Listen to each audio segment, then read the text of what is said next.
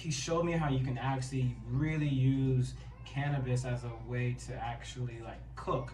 And I just wanted to bring my food experience to that industry, and then it as me being a food photographer, now I have way better looking infused food for an industry that only really recognizes like kind of like one or two things. It's getting better in the industry for sure, but people deserve to eat high quality food, and as they eat high quality food, it should look good.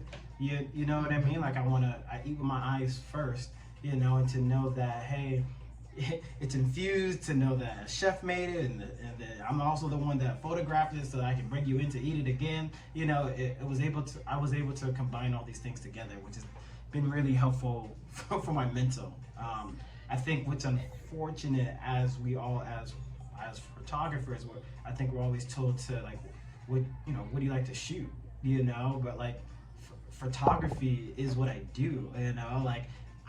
I'm a photographer. I do shoot these things, and I've gotten better at these things. But you know, the more I do photography, I'm just like, oh, I kind of like this too. Oh, I kind of like this too. And do I need to make another Instagram for that? Like, so. But yeah, my main thing is cooking with cannabis and educating people.